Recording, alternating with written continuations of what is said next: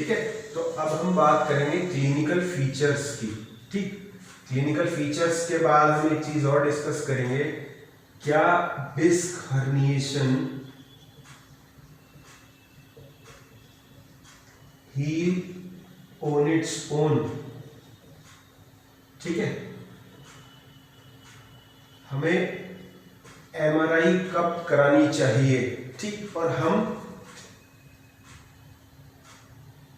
अपने आप से क्या कर सकते हैं, what can we do from ourselves, या हम अपने पेशेंट को क्या गाइड कर सकते हैं अपने पोस्चर्स में और एक्सरसाइज बाकी चीजें हम कैसे कैसे सुधार सकते हैं। ठीक है, तो हम सबसे पहले बात करते हैं क्लिनिकल फीचर्स की।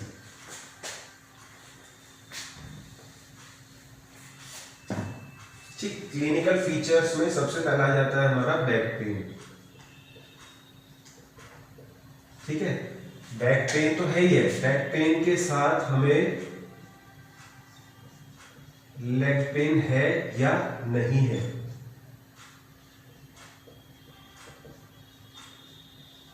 ठीक, दूसरा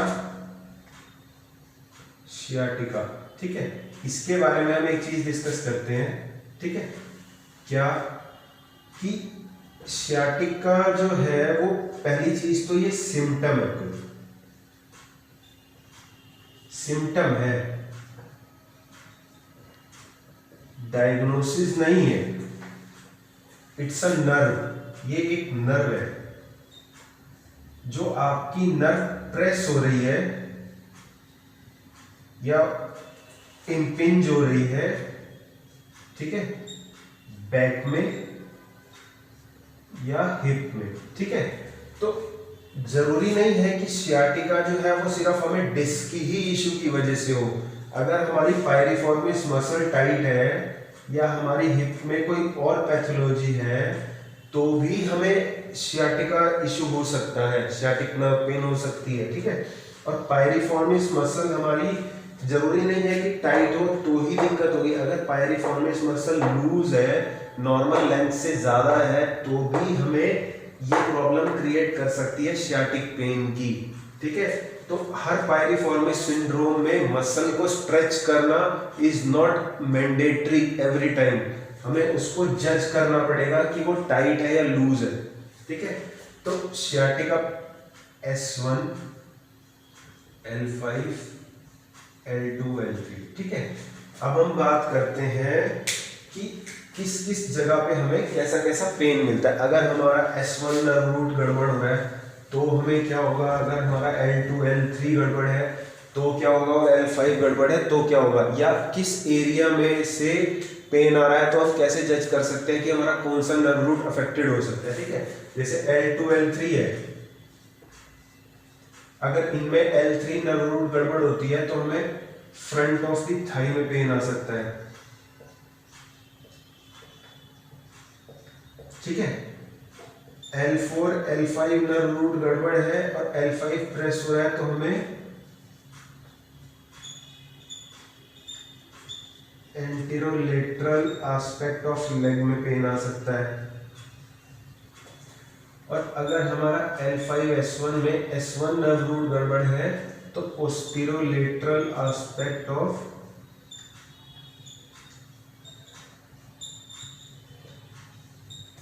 लेग में पेन आ सकता है। ठीक है, तो इन चीजों से हम जज कर सकते हैं कि हमें कहां पे पेन आ रहा है और कौन सा हमारा नर्व रूट अफेक्टेड हो सकता है। ठीक है, उसके हिसाब से हम अपना ट्रीटमेंट आगे फर्दर प्रोसीड कर सकते हैं या हमारे पेशेंट अपने आप से जज कर सकते हैं इन चीजों को। उनके लिए ये टेक्निकल टर्म्स थोड़ा सा मुश्किल होगी, तो एक चीज हम बाद में डिस्कस करेंगे कि ये क्या चीजें होती हैं। ठीक है,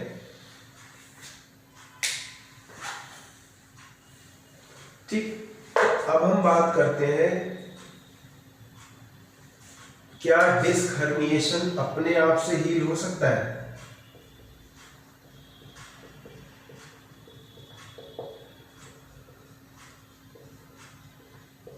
ऑन इट्स ओन। ठीक है, हमें सर्जरी करानी चाहिए या नहीं करानी चाहिए। ठीक है, तो अगर हम इसकी बात करें तो एक आर्टिकल आया था 2015 में, एक 2017 में, एक 2020 में। उन्होंने ये बोला कि डिस्क हर्निएशन अपने आप से हील हो सकती है, ठीक है। सर्जरी की रिक्वायरमेंट अब हमें तब है अगर 4 से 6 हफ्तों से ज्यादा या अप्रॉक्स ईयर तक एक बंदे ने ट्रीटमेंट लिया और उसको कोई इफेक्ट नहीं आ रहा, तो हम सर्जरी के लिए प्रेस्क्राइब कर सकते हैं। अगर हमारा ब्लैडर बाउल अफेक्टेड है तो हम सर्जरी के लिए जा सकते हैं, ठीक है। और सर्जरी जो है वो कन्वेंशनल थेरेपी से बेटर है सिर्फ और सिर्फ शॉर्ट टर्म गोल्स में। अगर हम लॉन्ग टर्म्स गोल देखें या मिड टर्म गोल्स देखें तो हमारी फिजिकल थेरेपी ज्यादा बेटर है या दोनों के रिजल्ट ऑलमोस्ट सेम है।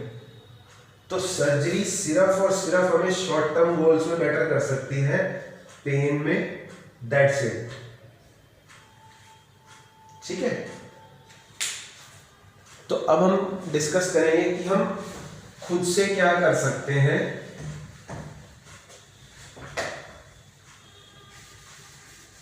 ठीक है। खुद से क्या क्या कर सकते हैं हम। सबसे पहला हम अपना पोस्चर, पोजीशन,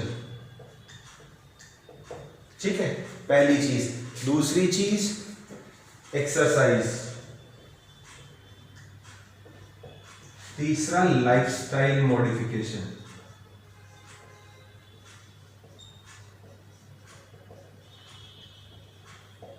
ठीक है। पोस्चर और पोजीशन हम कैसे कर सकते हैं, जो जो पोस्चर या जो जो पोजीशन हमारी पेन को बढ़ा रहे हैं उनको हमें चेंज करना पड़ेगा, ठीक है। पहली चीज, मान लो हमें सिटिंग में पेन ज्यादा है सपोज, ठीक है, सिटिंग में पेन बढ़ती है एक टाइम पीरियड के बाद 10 मिनट 15 मिनट बाद, तो हमें 10-15 मिनट बाद एक बार पोजीशन चेंज करनी पड़ेगी, वॉक करनी पड़ेगी उठ के, ठीक है।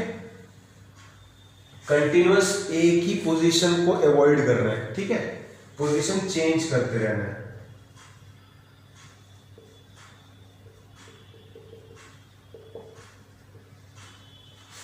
एवरी 25 to 30 मिनट्स, ठीक है। एक्सरसाइज करनी है, ठीक। और पर इसमें कोई बेस्ट एक्सरसाइज नहीं है, no best exercise for back pain, ठीक।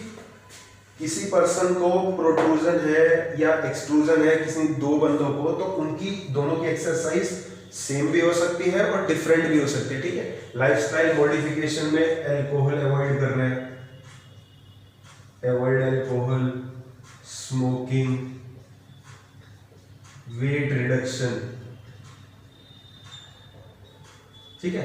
बहुत पहले, अभी थोड़ा टाइम पहले एक रिसर्च हुई है जिससे बताया गया कि हर 1 kg के साथ 5 to 7% लोड हमारे जॉइंट में बढ़ता है। जैसे जैसे 1 किलो बढ़ता जाएगा तो 5 से 7% लोड हमारे जॉइंट में बढ़ता जाएगा। तो हमें इस चीज पे काम करना है, क्वालिटी वेट रिड्यूस करना है, हमें मसल मास को लॉस नहीं होने देना, हमें अपने फैट को लॉस करना है, ठीक है। फैट लॉस कराना है हमको, मसल मास लॉस नहीं करवाना। तो ये मेन चीज है, ठीक है। तो अब हम बात करते हैं हमारी समरी की कि हमने क्या क्या डिस्कस किया।